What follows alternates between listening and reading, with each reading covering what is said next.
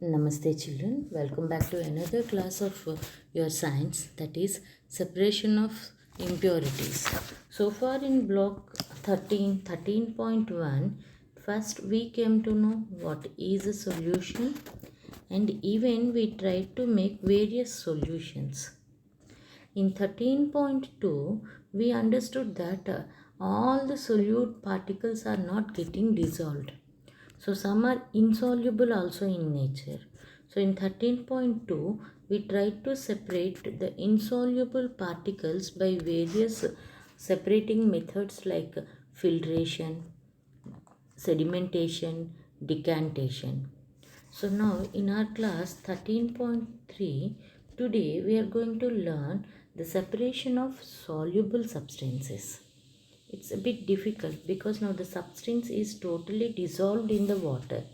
That's what we are saying it as a soluble substance. So in our today's class we are going to learn about separation of soluble substances from the water. So let us start our class. What is the main aim of our class? The main aim is to separate the solute particles from the solution which are totally soluble. So to do this separation method, we are using some of the resources that were mentioned here. Okay. So let us see the main keywords that are present in our previous class. So the first and foremost keyword, that is distillation. So distillation, it is a separating method.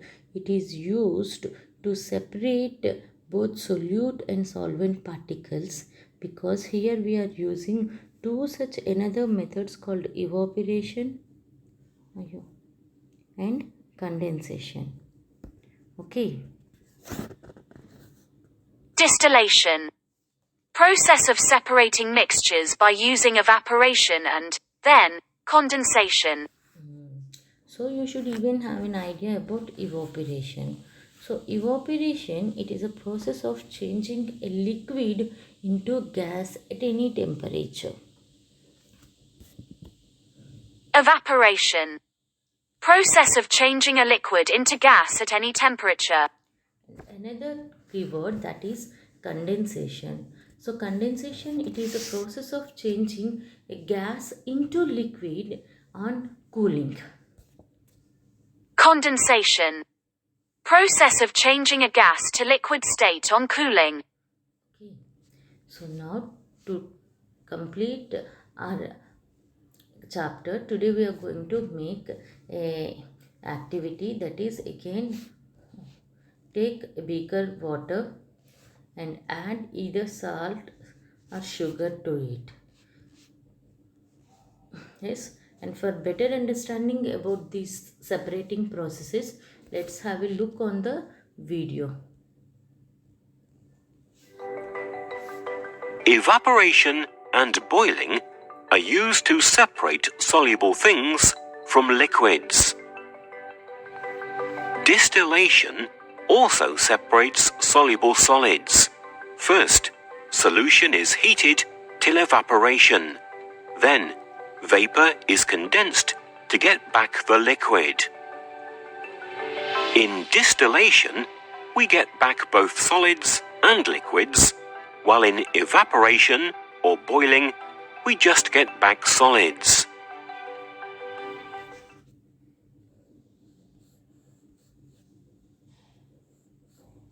So your video, it is explaining about the separating methods of insoluble particles. So in our activity, at first we took the water in a beaker and then we added a tablespoon of salt or 2 to 3 tablespoons of salt. So when you are dissolving them, they will thoroughly get dissolved. So now after dissolving them, what we will do? We will start heating it. So when you are heating it, you might have understood boiling. On stove you are boiling this water. Then you might have understood that some vapors that are coming out. So changing of the liquid into gaseous form. Liquid means water form it is present, and on heating it is changed into vapor form. This particular process we are calling as a evaporation. So when you are boiling the solution, it fastens the solubility easily. Now the salt will get dissolved in the water. Yes. So after dissolving, it will start getting evaporated, means changing a liquid into a gaseous form. It's called your evaporation process. Okay. So now another process also it was discussed here, that is distillation, where they even used another word called condensation. So when you are heating this water, salt water, yes, vapors are coming out. This process we said as an evaporation. So now on such vapors, if you are keeping a plate, due to difference in the temperature, because vapors are hot, your plate is cool, so due to difference in the temperature, now the gaseous vapors that are collected in a form of water droplets on the plate, means a liquid form, changing of a gas into a liquid form, it is called your condensation. So evaporation and condensation, these are some of the methods which are used together to collect different solutes and solvents. But whereas if you are taking only evaporation process, there you are collecting only the solutes which are solid in nature. Okay, so let us, after completing the activity, let's have the activity discussion, where at first when you are heating the salt water, yes, what you have observed. When you are heating the salt water, at first we observe that the salt is easily getting dissolved in the water. Means boiling will always increase the rate of solubility. It easily dissolves in the water. And after that, we even notice that vapors are coming out. Means now the liquid water is changing into gaseous form. So whenever you are boiling the substances, then you notice it that the dissolving rate is faster. At the same time, evaporation process is taking place. So how can you apply the similar method, evaporation method, to separate the solutes from a solution? Especially to separate the salt from the seawater, we are using this method. Okay, to separate salt from the seawater, we are using this method, that is your evaporation process. Okay. What will happen if you heat seawater, and how can this be useful? So of course, as I said, your seawater, it is having a lot of salt in it. If you are heating the seawater, water will totally get evaporated, and you can separate the seawater by using this evaporation process.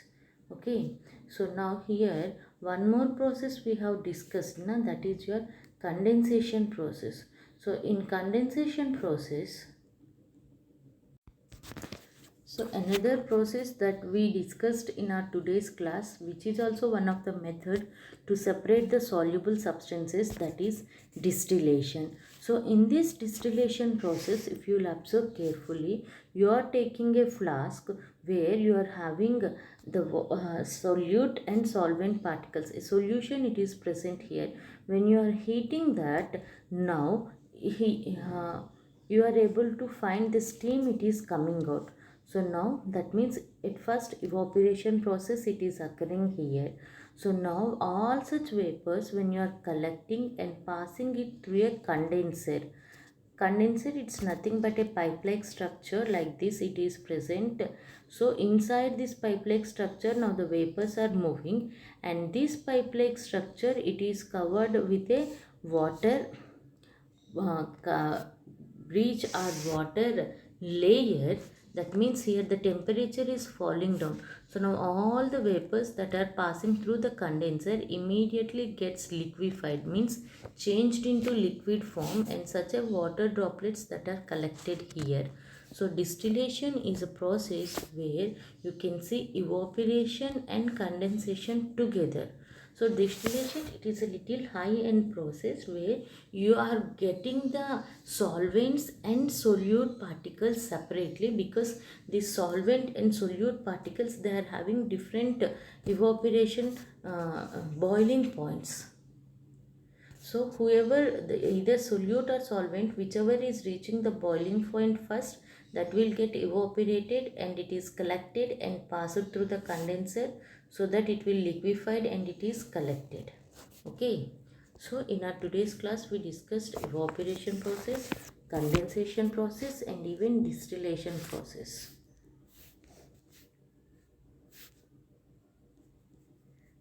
Yes. So generally for condensation process, in general things, you will notice a few examples, like when you are taking out your cool drinks like Sprite from the freezer, and if you are keeping it out, after few minutes you will find that all the water droplets that are formed on the walls of the cool drink, it's a condensation process. When your mother, she is cooking a curry and she is keeping a lid over the curry, then you can even find the water droplets. Even your lunch boxes, if you are carrying the hot things, and it will get tightly fixed, and if you are removing the cap, on the cap you are seeing the water droplets. So in our day-to-day life, in various processes, you will see the evaporation and condensation processes. So now, after listening the video, let us open page number 34, children, from your workbook. So in this page number 34, if you will see, you are having at first question, name the method of separation showing in the given picture.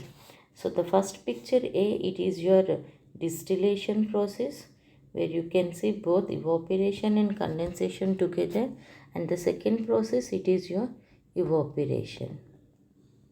Okay. So now the next question, if you will observe, Christine wants to get both sugar and water from a sugar syrup. You want to collect both sugar and water. So which method should she use, evaporation or distillation? So she must use the distillation process, because in distillation process you can collect solute and water separately, because there at first evaporation is done, then followed by the condensation. You are collecting one substance first, then even if you are further heating another substance, it will get evaporated and then it is collected. But in evaporation process, only you will collect only one substance, that is your solute. So now the third question, if you will see in the given image, seawater, it is kept inside the pits in an open area to get the salt. So which method we are using here? So in this particular method, we are using only evaporation process, where the sun heat, it is more enough to evaporate all the water present in the pits, where once the water is evaporated, the salt is left out in the pits and you can collect the salt. Okay, children. So now after this, now let's have a look on the practice questions. So if you will observe these practice questions, circle the apparatus we need to carry out the distillation process.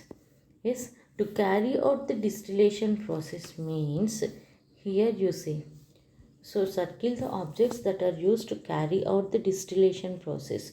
So to carry out the distillation process, we need a round bottom flask. Yes.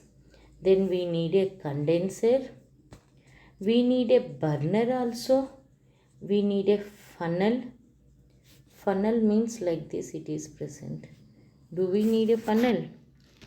No. We need a weighing balance? No. So to do this distillation process, we need a round bottom flask, a condenser, a burner. Okay, children. So now let us see the second question. Ajay kept a pan filled with colored water on a burner. After some time, he saw that only dry paint was left in the pan. As he is keeping the colored water on a burner, he noticed that water, it is getting evaporated at first and leaving the dry paint in the container. Now, sawdust, salt, and sand are mixed in the water. Suggest the correct sequence of separation method that should be followed to separate the solids from water. Sawdust, salt, and sand.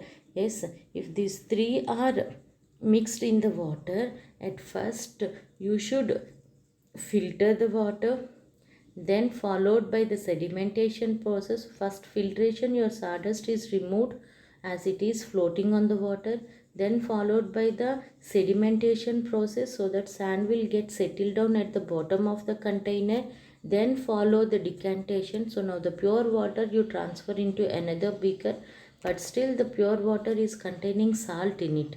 Then go with the evaporation process so that even you can get only salt and water is left. So if you are getting both water, want both water and salt, then follow the distillation process. Okay children, after listening this video, complete the practice questions and worksheet page number 13.3 from page number 34. Okay children, thank you so much.